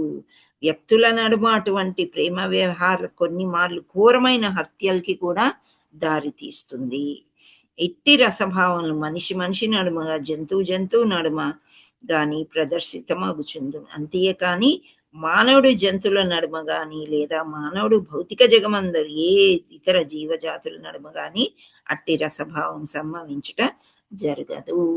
సో ఇట్లాంటి రసాలు ఎలా ఉంటాయంటే, జంతువుల్లోనే రసాలు ఉంటాయి, నడుపుకుంటారు, మనుషుల్లోనే జరుగుతాయి. కానీ జంతువుకి మధ్యలో మనిషి మధ్యలో ఈ రసభావాలు అనేవి ఉండవు. మనమేమో హాస్యం చేసుకుంటున్నాం. ఓ పిల్లి గాని కుక్క గాని హాస్యం చేయగలదా? చేయలేదు. మనం భయపెడితే అది భయపడి పారిపోతుంది, అంతేగాని సో మనం ఇక్కడ ఏదైతే భయంకరమైనవి చెప్తున్నారో ప్రేమికుల మధ్య జరిగేవి, హత్యలని, కుట్రలని, ఇవి ఒక కుక్కకి, ఒక జంతువుకి మనిషికి మధ్య జరగదు. మనిషికి జరగచ్చు, పిల్లుల మధ్య జరగచ్చు, ఒక సమాజం మధ్య జరగచ్చు అని చెప్తున్నారు అన్నమాట. రసాభావంలో ఒకే జాతికి చెందిన జీవుల నడుమ సంభవించుచుండును. జీవులందరూ కృష్ణ భగవాని ఆధ్యాత్మిక అంశాలు. వారు ఆ దేవదేవునితో గుణరీతి మాత్రమే సమానమై ఉన్నారు కనుక రసభావనలన్నీ ఆదిలో ఆధ్యాత్మికమైన జీవుడు దేవదేవుడైన శ్రీకృష్ణ భగవాని నడుమ ఉనగూడినవే అయ్యున్నవి. అనగా భగవానుడు జీవుల నడుమనే ఆధ్యాత్మిక స్థితి అందు రసభావము సంపూర్ణంగా ప్రకటము కాగలదు. సో ఇలా చెప్తున్నారన్నమాట. సో మనము ఇప్పుడు దీనిలోకి వెళ్ళి ఒక్కొక్క పారాగ్రాఫ్ లో ఇంకా ఏమైనా ఉన్నాయేమో మిగిలిపోయినాయి అనేది చూద్దాం.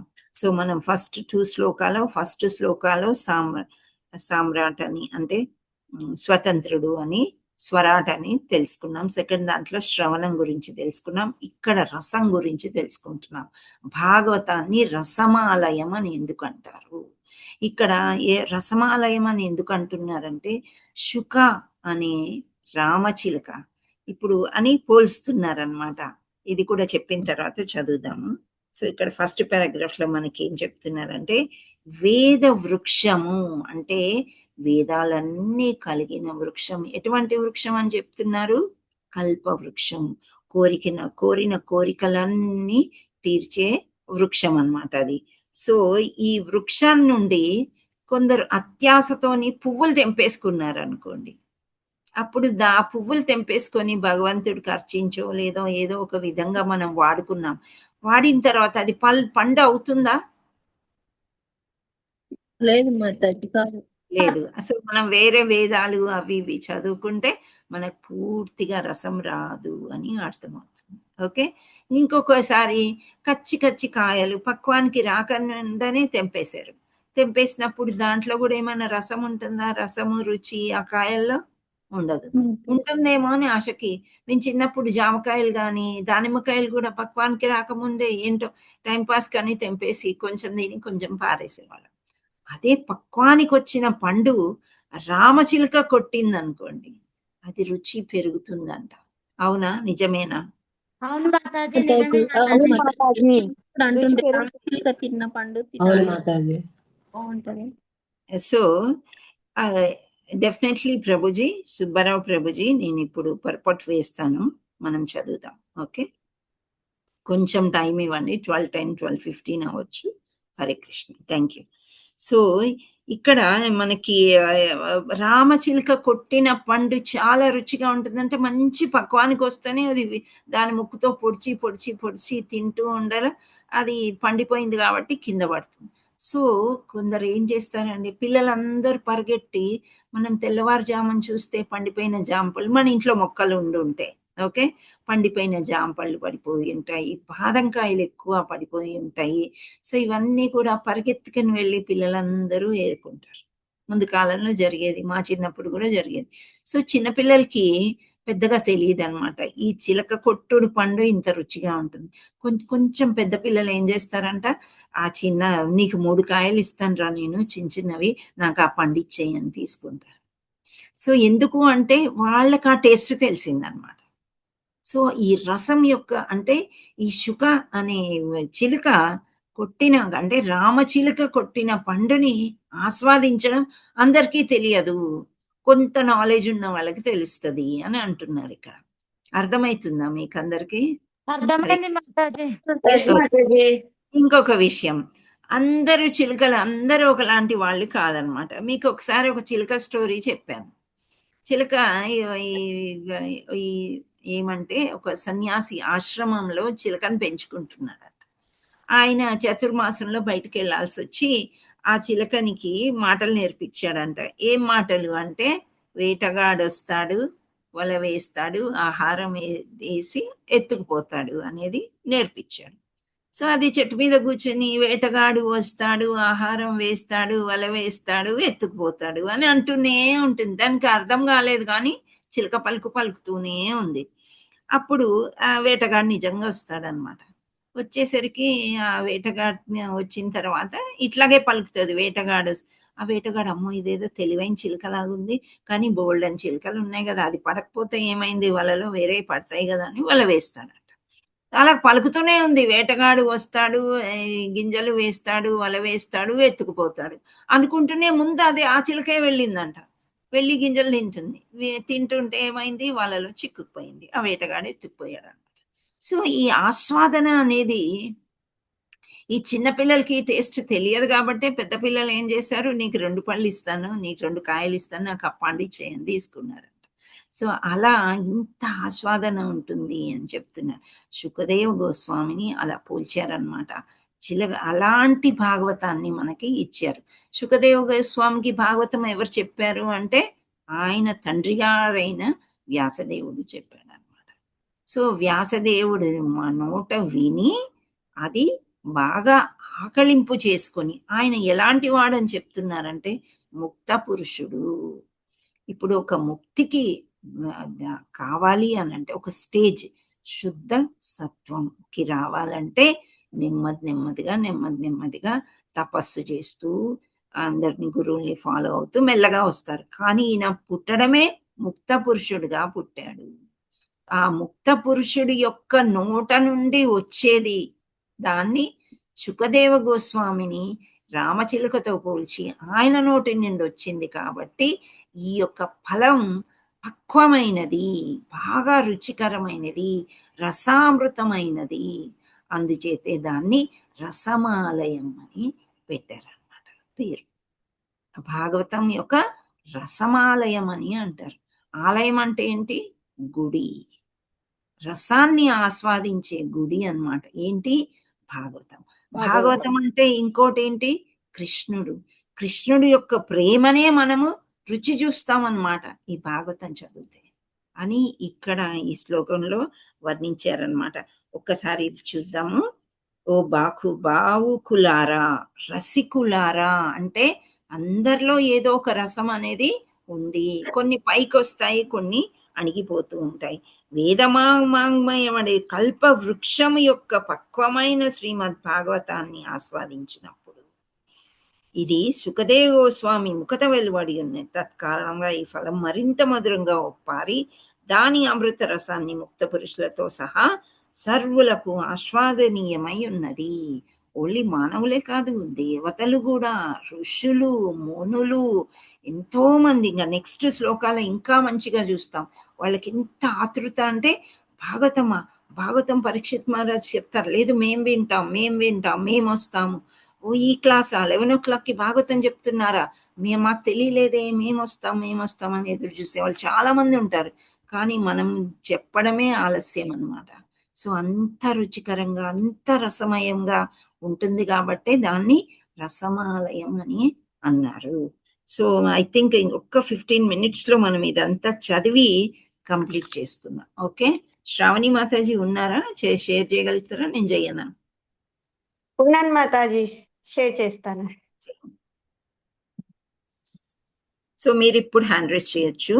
హ్యాండ్ రైజ్ చేసి వరుసగా చదువుకోవటమే. నేను మొత్తం అంతా ఎక్స్ప్లెయిన్ చేశాను. సో చేశాను అనుకుంటున్నాను. మధ్య మధ్యలో ఏమన్నా వస్తే మళ్ళీ చూద్దాం. ఓకే, హరే కృష్ణ.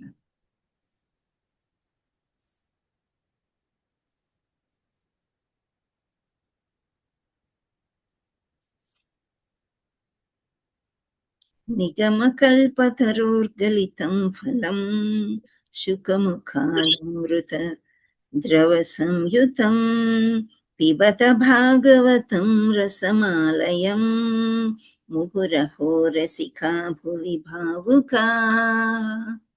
హరే కృష్ణ.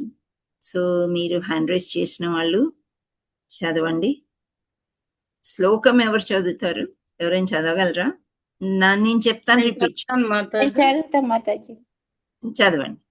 నిగమకల్పతరోర్గలితం ఫలం సుఖముఖాదమృత ద్రవ సంయుతం పిబత భాగవతం రసమాలం మాలయం ముహురహో రసికా భువి భావుకః.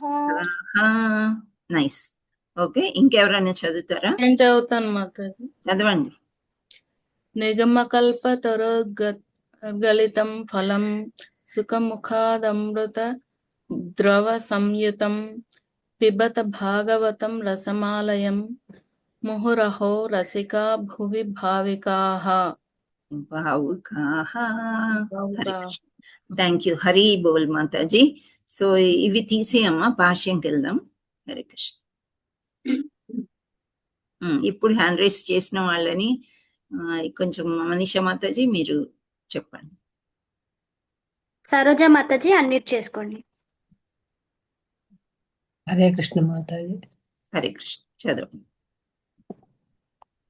గత 2 శ్లోకములలో నిరూపింపబడినట్లు ఈ శ్రీమద్ భాగవతము దివ్య గుణ భరితమైనందున ఉదాత్తమవు గ్రంథమై ఒప్పారుచు ఇతర వేద వాగ్మయము నంతటిని అతిశయించుచున్నది.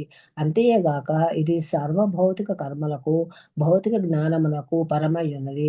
అటువంటి శ్రీమద్ భాగవతము దివ్య గ్రంథమే కాక వేద వృక్షము యొక్క పక్వ ఫలమని ఈ ప్రస్తుత శ్లోకము వర్ణించుచున్నది. అనగా ఇది వేద జ్ఞాన సారమై ఉన్నది. ఇటు విషయముల ద్వారా శ్రద్ధ అణుకువనుగూడిన శ్రవణము దీని ఎడ అత్యంత ముఖ్యమైనదని తెలియచున్నది. కనుక ప్రతి ఒక్కరును శ్రీమద్ భాగవతం అందించు సందేశమును ఉపదేశములను శ్రద్ధాశక్తులతో గ్రహింపవలసి ఉన్నది. హరి బోల్. నెక్స్ట్. హరే కృష్ణ మాతాజీ. లక్ష్మీ జగదీష్ మాతాజీ అన్మ్యూట్ చేసుకోండి.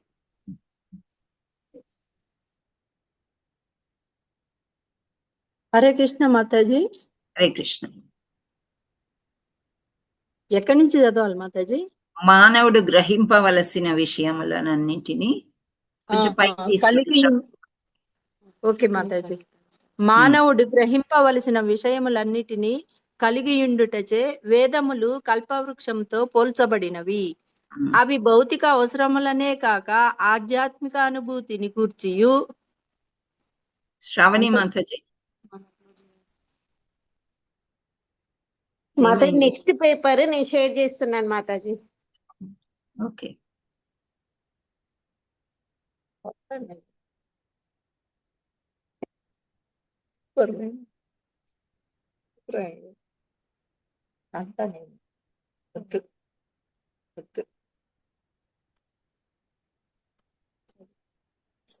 చర్చించుచున్నవి సామాజిక రాజకీయ ధర్మ అర్ధ సైన్య వైద్య రసాయన భౌతిక తత్వ విషయములే కాక దేహ పోషణకు అవసరమైన విషయములన్నిటికీ సంబంధించిన జ్ఞానము వాటి యందు ఇమిడి ఉన్నవి.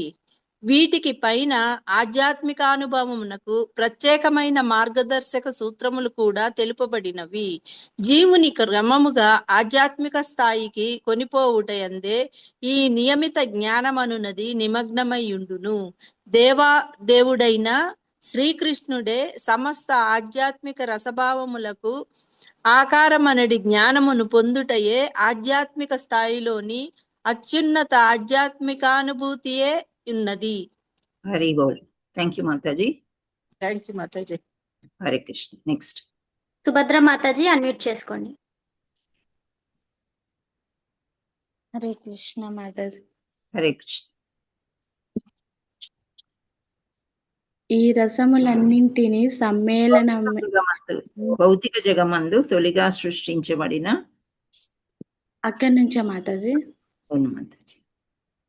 భౌతిక జగమునందు తొలిగా సృష్టింపబడిన బ్రహ్మదేవుని మొదలుగా అతి స్వల్పమైన చీమ వరకు గల ప్రతి జీవియు ఇంద్రియా సుభవము ద్వారా లభించు ఏదేని ఒక స్వాధనము చేయగోరుచుండును. ఇట్టి ఇంద్రియ అనుభవములు రసము అని పిలువబడును. అటువంటి రసములు 12 రకములని శాస్త్రములు తెలియజేయుచున్నవి. రౌద్రము, అద్భుతము, శృంగారము, హాస్యము, వీరరసము, దయ, దాస్యము, సఖ్యము, భయానకము, బీభత్సము, శాంతము, వాత్సల్యములే ఆ 12 రసభావములు. హరి బోల్. నెక్స్ట్ కూడా చదవండి మీరు. ఈ రసములన్నింటి సమ్మేళనమే ప్రేమ అనబడును.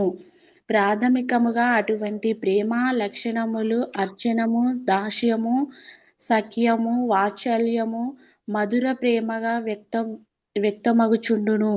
ఈ 5 రసములు లేనప్పుడు ప్రేమ భావనము, రౌద్రము, అద్భుతము, హాస్యము, వీరరసము, భయానకము, బీభత్సము అది ఇతర రసముల రూపమున పరోక్షముగా వ్యక్తమగుచుండును. ఉదాహరణకు ఒక పురుషుడు స్త్రీతో ప్రేమ భావమున నిలిచినచో వారి నడుమ గల రసభావము శృంగారమని పిలువబడును. కానీ వారి ప్రేమ విఫలమైనచో అద్భుతము, బీభత్సము లేదా భయానక రసములు ఉత్పన్నమగు అవకాశము కలదు. వ్యక్తుల నడుమ అటువంటి వ్యవహారములు కొన్ని మార్లు ఘోరమైన హత్యలకు కూడా దారితీయును. ఇట్టి రసభావములు మనిషి నడుమ గాని జంతువు నడుమ గాని ప్రదర్శితమగుచుండును. అంతేగాని మానవుడు జంతువుల నడుమ గాని లేదా మానవునకు భౌతిక జగమునందలి ఏ ఇతర జీవజాతుల నడుమ గాని అట్టి రసభావము సంభవించుట జరగదు. అనగా రసభావములు ఒకే జాతికి చెందిన జీవుల నడుమ సంభవించుచుండును. జీవులందరూ శ్రీకృష్ణ భగవానుని ఆధ్యాత్మికాంశములు. వారు ఆ దేవదేవునితో గుణరీతిని మాత్రమే సమానమైనయున్నారు. కనుక రసభావనలన్నీయును ఆదిలో ఆధ్యాత్మికుడైన జీవుడు దేవదేవుడైన శ్రీకృష్ణ భగవానుని నడుమ గుణకుడినయే అయ్యున్నవి అనగా భగవానుడు జీవుల నడుమనే ఆధ్యాత్మిక స్థితి యందు రసభావము సంపూర్ణముగా ప్రకటము కాగలదు. హరి బోల్ మాతాజీ, థ్యాంక్ యూ. నేను నెక్స్ట్ థ్యాంక్ యూ. నేను చదువుతున్నాను. కనుకనే మీరు చేంజ్ చేయండి అమ్మా పేజ్. కనుకనే శృతి మంత్రములందు శ్రీకృష్ణ భగవానుడు సర్వరస భావములకు మూలంగా వర్ణించబడినాడు. అట్టి భగవానునితో జతగూడి తన సహజ రసభావాన్ని ఆ దేవదేవునితో పంచుకోనిచో జీవుడు వాస్తవంగా ఆనందమయుడు కాగలడు. ప్రతి జీవుడు ఒక సహజ సిద్ధమైన నిజస్థితిని కలిగి ఉండును. అట్టి నిజస్థితి భగవానితో పంచుకొనుటకు ఒకానొక ప్రత్యేకమైన రసభావంను కూడి ఉండునని శృతి మంత్రములు తెలియజేయుచున్నవి. అట్టి ప్రత్యేకమైన రసభావం ముక్త స్థితి అందే సంపూర్ణంగా అనుభవానికి వచ్చును. కానీ భౌతిక స్థితిలో ఈ రసభావము తాత్కాలికమై విపరీత రూపంలో అనుభవానికి వచ్చును. ఈ విధంగా భౌతిక జగంలో రసములు రౌద్రం ఆది భౌతిక రూపంలో ప్రదర్శితం అగుచుండును. సో ఈ రసాలు అనేవి అంటే ఏంటి? ఏం లేవు, అవన్నీ ఇంద్రియాలు అన్నమాట. కోరికల్ని బట్టి ఒక్కొక్క రసం వెలుపలికి వస్తూ ఉంది. ఎప్పుడైతే ప్రేమ రసం అనేది ఉండదో ఇవన్నీ బయటకి వస్తాయి అని చెప్తున్నారు. నెక్స్ట్ చదవండి. వాస్తవం నాకు సుబ్బారావు ప్రభుజీ అన్మ్యూట్ చేసుకోండి. థ్యాంక్స్ అండి. వాస్తవమునకు రసభావనలు కర్మలకు మూల నియమములు. అట్టి వివిధ రసముల పూర్ణ జ్ఞానమును సాధించిన వాడు మూల రసముల మిథ్యా ప్రతిబింబములైన భౌతిక జగమునందలి రసభావములను అవగతము చేసుకునగలడు. కనుకనే పండితుడైన వాడు నిజ రసభావనను దాని ఆధ్యాత్మిక రూపము వంటి వన్నందే ఆస్వాదింపగోరు. కాని తొలుత అతడు భగవానునితో ఏకము కావాలనని వాంఛించును. ఈ విధముగా పూర్ణ జ్ఞానము లేనటువంటి ఆధ్యాత్మికులు వివిధములైన రసభావముల పరిజ్ఞానము లేని కారణముగా భగవానునితో ఏకము కావలను అనడి భావనను మించి ముందుకు ముక్త స్థితి యందును ఆస్వాదనీయమైన ఆధ్యాత్మిక రసమును శ్రీమద్ భాగవతమును అనుభవించవచ్చునని ఈ శ్లోకములో నిశ్చయముగా తెలుపబడినది. శ్రీమద్ భాగవతము వేద జ్ఞానము యొక్క పక్వ ఫలమగుటయే అందులకు కారణము. దివ్యమైన ఈ గ్రంథమును శ్రద్ధతో శ్రవణము చేయుట ద్వారా మనుషుడు పూర్ణ ఆనందమును పొందగలడు. కానీ దీనిని సరి అయిన మూలము నుండియే శ్రవణము చేయవలను. శ్రీమద్ భాగవతము సరి అయిన మూలము నుండియే గ్రహింపబడినది. ఇది ఆధ్యాత్మిక జగము నుండి నారద మహామునిచే కొనిరాబడి అతని శిష్యుడైన వ్యాసదేవునకు వసకబడినది. వ్యాసదేవుడు దాన్ని తిరిగి తన పుత్రుడైన శ్రీల సుఖదేవ గోస్వామికి బోధించగా అతడు తిరిగి దానిని 7 రోజులలో మృత్యువు సంప్రాప్తించబడున్న పరీక్షిన్ మహారాజుకి ఉపదేశించింది. శ్రీల సుఖదేవ గోస్వామి జన్మించిన నాటి నుండియే ముక్త పురుషుడు. మాతృగర్భము నుండి ముక్త స్థితిలో నిలిచిన అతడు జన్మించిన పిదప ఎట్టి ఆధ్యాత్మిక శిక్షణను పొంది ఉండలేదు. వాస్తవమునకు భౌతిక భావనలో గాని ఆధ్యాత్మిక భావనలో గాని పుట్టుకతోనే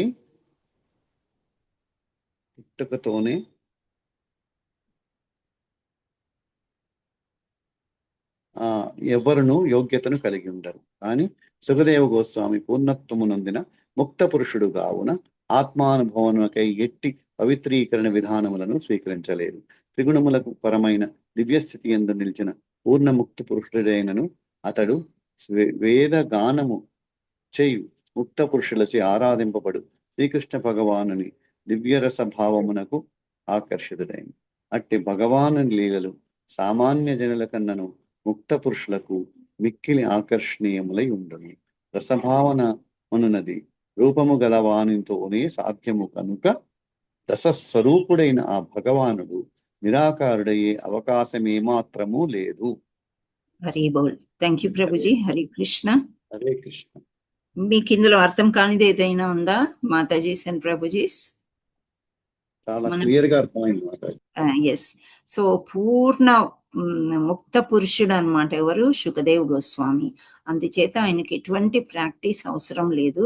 గర్భం నుంచి వచ్చినంతనే 7 రోజులు 7 రాత్రులు కూర్చుని పరీక్షిత్ మహారాజ్కి చాలా చక్కగా ఎక్స్ప్లెయిన్ చేశారు ఈ భాగవతం. అంటే ఆ రసాన్ని స్వాధీనం చేసుకున్నారనమాట. ఏ రసము? కృష్ణుడి యొక్క లీలల యొక్క రసమే ఈ రసమాలయం అంటే భాగవతం. కృష్ణుడి గురించి చెప్పుకోవడమే అన్నమాట. సో అట్టి భగవాను లీలలు సామాన్య జనుల కన్నను ముక్త పురుషులకు మిక్కిలి ఆకర్షణీయమై ఉండును. మనం ఏం చేస్తాము? గుడికి వెళ్ళాలంటే గుడితో పాటు ఇంకో ప్రోగ్రాం ఏదైనా పెట్టుకునే అవకాశాలు ఉంటాయి. కానీ ముక్త పురుషులు అలా కాదనమాట. పొద్దస్తమానం దేవుడి దగ్గరే ఉండాలని వాళ్ళు అలా ఆస్వాదిస్తూ ఉంటారనమాట. సో అట్టి భగవాను లీలలు సామాన్య జనుల కళ్ళను ముక్త పురుషులు మిక్కిలి ఆకర్షణీయమై ఉండు. రసభావన అనున్నది రూపం గలవానితో సాధ్యము కనుక రసస్వరూపుడైన భగవాను నిరాకారుడయ్యే అవకాశం ఏమాత్రము లేదు. సో ఇక్కడ నిరాకార బ్రహ్మం గురించి చెప్తున్నారనమాట. నిరాకారుడైతే రసాన్ని ఆస్వాదిస్తారు ఎలాగా? మనం గుడికి వెళ్తే ఆయన యొక్క చేతులు, కాళ్ళు, గాజులు, అలంకరణ, ముఖ కళికలు, కళ్ళు, జుట్టు, దండలు ఇన్ని చూస్తాం కదా. ఇన్ని సేవలు చేయాలంటే ఒక్కొక్కరు ఒక రసంలో ప్రావీణ్యులై వాళ్ళందరూ చేస్తారు సేవ. సో సో నిరాకారుడయ్యే సమస్య లేదు, అవకాశమే లేదు అని ఇక్కడ చాలా చక్కగా ఈ భాష్యంలో శ్రీల ప్రపాదుల వారు చెప్తున్నారన్నమాట. సో శ్రీమద్ భాగవతం నందు శ్రీకృష్ణ భగవాను దివ్య లీలలు సంపూర్ణంగా వివరించబడినవి. అవన్నీ శ్రీల శుకదేవ గోస్వామిచే క్రమబద్ధంగా వర్ణించబడి ఎందున్న శ్రీమద్ భాగవత విషయము ముక్తికాములు కైవల్య వాంఛితతో సహా సర్వజనులకు ప్రీతి పాత్రములై ఉన్నవి. సంస్కృత భాషలో రామచిలుకని శుకమనియు పేరు. పక్వమైన ఫలాన్ని రామచిలుక తన ఎర్రని ముక్కుతో కొద్దిగా కొరికినచో మరింత మధురంగా తయారగును. వేద జ్ఞానం యొక్క పక్వ ఫలమైన శ్రీమద్ భాగవతము శుకముతో పోల్చబడిన శ్రీల శుకదేవ గోస్వామి ముఖతః వెలువడినది. విద్వాంసులైన తన తండ్రి నుండి వినినట్లుగా శ్రీమద్ భాగవతాన్ని ప్రకటించగలిగినందులకు గాక సర్వజనుల రంజించు రీతిలో దానిని రమ్యంగా ప్రకటింపగలిగిన సామర్థ్యాన్ని కలిగినందులకు ఆయన శుకముతో పోల్చబడిరి. సో ఆయనని రామచిలుకతోని పోల్చారు. నెక్స్ట్ చదవండి అమ్మా. అయిపోయింది, ఇంకా కొంచెమే ఉంది. జయశ్రీ మాతాజీ అన్మ్యూట్ చేసుకోండి. హరే కృష్ణ మాతాజీ. ధన్యవాదాలు. సౌండ్ రావట్లేదమ్మా. ఎక్కడి నుంచి మాతాజీ? అనుకోవతో శ్రవణము చేయుటకు. స్క్రీన్ మీద మీకు కనిపిస్తుంది. కనిపిస్తుంది మాకు. అనుకువతో శ్రవణం చేయుట శ్రద్ధావంతుని శ్రోత శ్రేష్టమైన భౌతిక జగత్తులోని నిష్కృత రసభావన పరమమైన దివ్య ఆధ్యాత్మిక కరములను ఆస్వాదించగలిగిన రీతిలో శ్రీ శుకదేవ గోస్వామి ముఖితం ఈ శ్రీమద్ భాగవత ముఖతః శ్రీమద్ భాగవతం ప్రసాదించబడెను. కానీ ఈ స్వకల్పము మాతాజీ మీరు ఉండండి, నేను చదువుతాను. ఓకే. కానీ ఈ పక్వ ఫలము అత్యున్నతమైన కృష్ణలోకం నుండి హఠాత్తుగా నేల రాలలేదు. పైగా అది అతి జాగ్రత్తగా ఎటువంటి మార్పులు గాని చేర్పులు గాని లేకుండా దివ్యమైన గురు శిష్య పరంపరలో భూమికి చేరింది.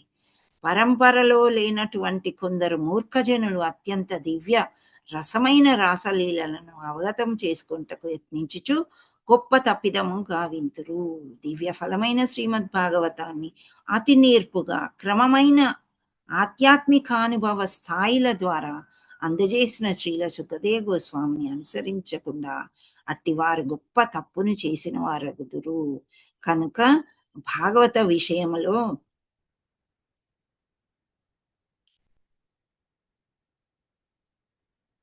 నిష్ణాతుడైన సుఖదేవ గోస్వామి వంటి మహాత్ముని అనుసరించుచు శ్రీమద్ భాగవతం యొక్క దివ్య స్థితిని తెలియట సర్వులకు అత్యంత అవసరం. భవిష్యత్తులో కూడా శ్రీమద్ భాగవతం శ్రీ సుఖదేవ గోస్వామి యొక్క ప్రతినిధి వంటి వాని నుండియే అవగతమును నర్చుకునవలెనని భాగవత సాంప్రదాయంలోని ఈ గురు శిష్య పరంపరా విధానము ఉపదేశించుచున్నది. భాగవత ప్రవచనము పేరున అక్రమముగా ధనార్జనము చేయు వంటి వాడు ఏనాడును శ్రీ సుఖదేవ్ గోస్వామికి ప్రతినిధి కాజాలడు. జీవనార్థమును సంపాదించుటే అట్టివాణి లక్ష్యము కావున అట్టివారు ఉపన్యాసములకు ఎవ్వరును శ్రవణం చెయ్యరాదు. అట్టివారు సాధారణముగా ఈ గంభీర విషయాన్ని యొక్క క్రమానుగతి అవగాహన అనేది లేకుండా అతి గుహ్యములైన విషయంలోనికి నేరుగా చొచ్చుకొని పోదురు.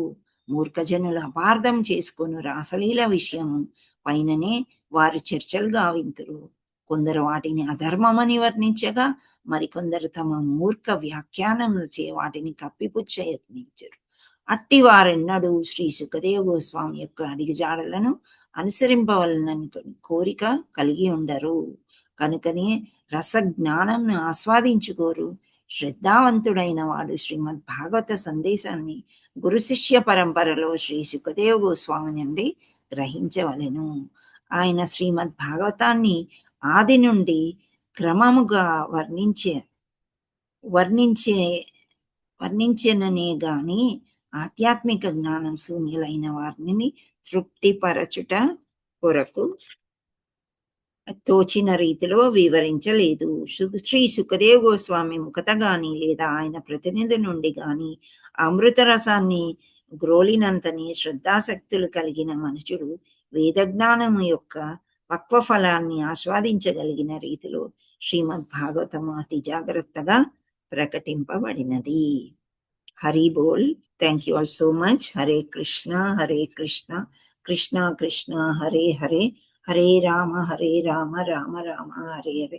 శ్రీమద్ భాగవతం की जय. श्री सुखदेव गोस्वामी की जय. श्री व्यास महर्षि की जय. श्री श्री श्री राधा मदन मोहन की जय. जगन्नाथ बलदेव सुभद्रा माई की जय.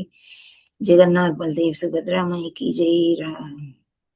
चैतन्य निताय गौर प्रेमानंदे हरि हरि बोल. गुरु महाराज की जय. శ్రీల ప్రభుపాదులకి జై. హరే కృష్ణ. హరే కృష్ణ మాతాజీ. So much. సుబ్బారావు గారు, ప్రభుజీ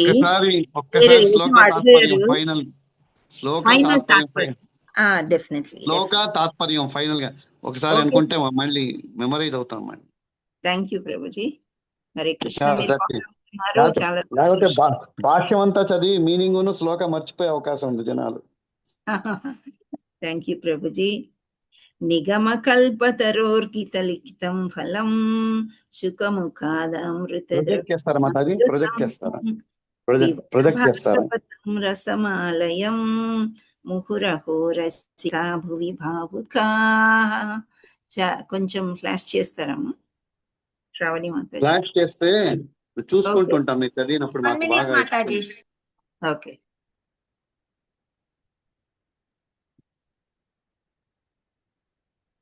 చాలా బాగా చెప్పారు. థ్యాంక్ యూ ప్రభు. ఇంకా చెప్పాలంటే ఒక రోజు సరిపోదు. చాలా అసలు అందుకే రసమాలయం అనే మీనింగ్ నేను చెప్పాలని చాలా అనుకున్నాను. ఎంతవరకు చెప్పానో నాకు తెలియదు. మళ్ళీ వచ్చినప్పుడు చెప్తుందాం లేండి. ఎక్కడ పోతుంది, మనం కలిసి ఉందాం. ఓకే, మీరందరూ ఫాలో అవ్వండి. నిగమకల్పతరోర్గలితం ఫలం సుఖముఖాదమృతం పిబత భాగవతం రసమాలయం.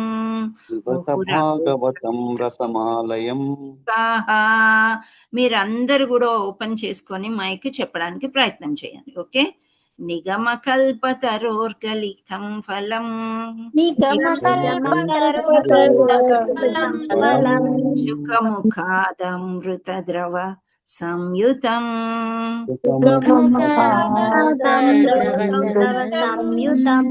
పిబత భాగవతం రసమాలయం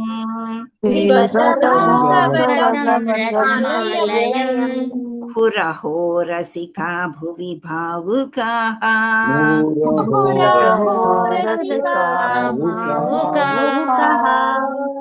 హరి బోల్. Thank you all so much. అయితే ఇక్కడ ముఖ్యమైన వర్డ్ థ్యాంక్ యూ మాతాజీ. హరే కృష్ణ.